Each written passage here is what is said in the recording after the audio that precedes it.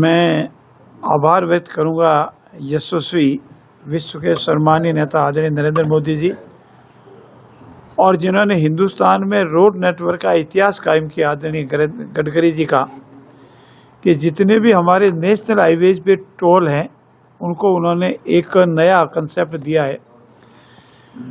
साल के 200 passing national highway के टोल नाके से या 3,000 रुपये जो भी पहले कम हो, तो इसे एवरेज जहां आपको एक जयपुर टूर में 500-700 का खर्चा आता था, वहां आपको करीब 200 रुपये का खर्चा आएगा। इस गणित से आप समझ सकते हैं कि हिंदुस्तान के कितने लोगों को फायदा हुआ है। और जो ज़्यादा ट्रेवल करते हैं, विशेष रूप से इंटर स्टेट, उनको तो मैक्सिमम फ़ायदा होगा। एक बार पास लेने के उपरांत या तो आप 200 पासिंग जब तक आपका नहीं हो तब तक निश्चित रहो, या 3,000 रुपये का जब तक आपका रिचार्ज नहीं हो जाए तब तक निश्चित रहो। ऐसी स्थिति में ये आम जन के हित के लिए, जो ज़्यादा ट्रेवलिंग करते हैं, टोल नाकों से पासिंग करते हैं, उनके लिए बहुत फ़ायदे की बात है। और रोज़ रोज़ का झंझट वो भी ख़त्म हो गया। आपका एक बार पासिंग है, अपना आप सीधा क्लियर करने से आपको मिलेगा। इसके लिए राजस्थान सरकार की ओर से भी हमने उनको बधाई दी है और हम भी पूरा प्रयास करेंगे कि इसकी राजस्थान के हर टोल नाके पर सख्ती से पालना हो। सर, नेशनल किया गया है, वो राहत मिलेगी या सिर्फ स्टेट टोल के ऊपर? नहीं, ये सिर्फ नेशनल हाईवे के टोल नाकों पर ही है और ये सेंट्रल गवर्नमेंट की स्कीम है। आदरणीय गडकरी जी ने इसको लागू की है। लेकिन स्टेट टोल को लेकर क्या निर्णय किया गया? स्टेट टोल लेकर के अभी मंथन चल रहा है, अभी निर्णय कुछ भी नहीं है, निर्णय होने की संभावना है। सर, प्रदेश में जिस तरह से देखिए, मैं यशस्वी मुख्यमंत्री की प्रार्थना गिरिराज जी से जब भी होती है बरसात आ जाती है। ये दूसरा वर्ष है जिसमें राजस्थान के सभी छोटे और बड़े बांध भर गए और एवरेज से भी अधिक बरसात हो चुकी है।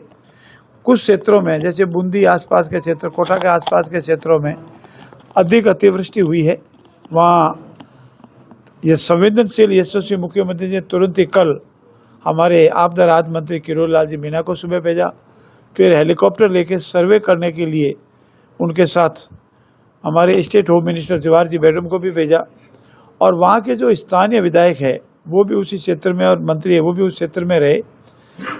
माननीय मुख्यमंत्री जी ने तुरंत ही इन जितने बाढ़ वाले क्षेत्रों में स्पेशल गिरदावरी करने, नुकसान का आंकलन करने और आंकलन की रिपोर्ट जिला कलेक्टर के मार्फत से 2-3 दिन में भिजवाने का भी निर्देश दिए हैं, ताकि अगर जो नुकसान हुआ है उसकी भरपाई ये तो अनुसार कानून के अनुसार की जा सके। अभी तक की रिपोर्ट के अनुसार कोई मानवीय नुकसान या प्रॉपर्टी का अति नुकसान की कोई रिपोर्ट हमारे सामने नहीं आई है। सर, क्या आप भी मान रहे हो? तो कहा भाग्य भगवान भरोसे बदला, तो ये आप भी मेरा ऐसा मानना है कि ईश्वर में जो आस्था रखता है ईश्वर उसकी पूर्ति करता है। यशस्वी भजनलाल जी ने हमेशा ये कहा है कि जब भी मेरे को मन में आता है मैं गिरिराज महाराज से प्रार्थना करता हूँ, गिरिराज महाराज सुनते हैं।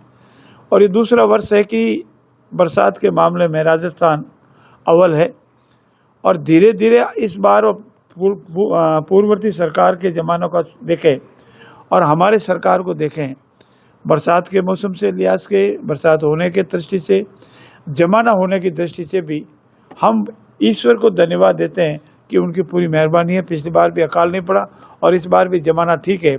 हमारी गिरिराज महाराज से प्रार्थना है कि ये जमाना ठेठ खलियान तक इसी तरह से बढ़िया रहे, अव्वल रहे, ऐसी हमारी प्रार्थना है। ये विषय माननीय मुख्यमंत्री जी और प्रदेश की इकाई से संबंधित है। मेरा ये मानना है कि हमारा संयुक्त उत्तरदायित्व है।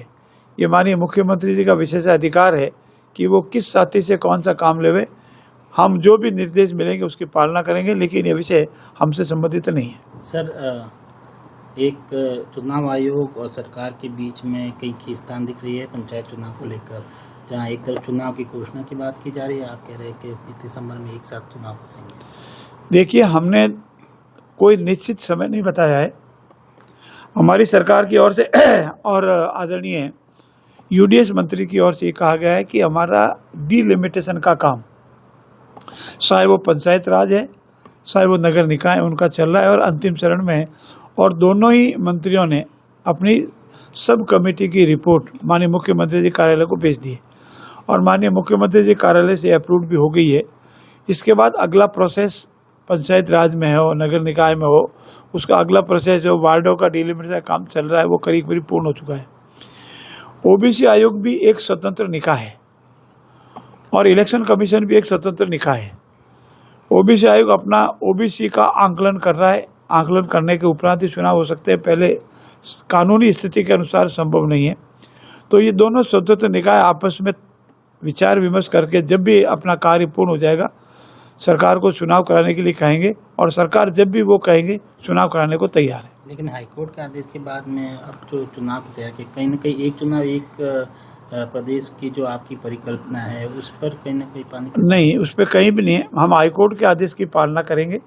हाईकोर्ट ने क्या है कि यथाशीघ्र चुनाव कराया जाए, पर चुनाव कराने के पूर्व की जो प्रक्रिया है वो तो पूरी होने के बाद ही चुनाव हो पाएंगे। और हमारा संकल्प है कि ये 1 स्टेट 1 इलेक्शन, इस पर हम चल रहे हैं। और मेरा कल भी वक्तव्य था, आज मैं पुनः दोहराता हूँ कि हमारा संकल्प हम यथासंभव सभी कानूनी अनिवार्यताएं पूर्ण करते हुए माननीय उच्च न्यायालय के आदेश की पूर्ण पालना करते हुए पूरा करने का प्रयास करेंगे और पूरा होगा। राज्य में आज जिस तरह से बयान दिया वो कह रहे हैं कि दिसंबर को हम एक साथ चुनाव कराएंगे। हाँ, एक साथ चुनाव कराएंगे।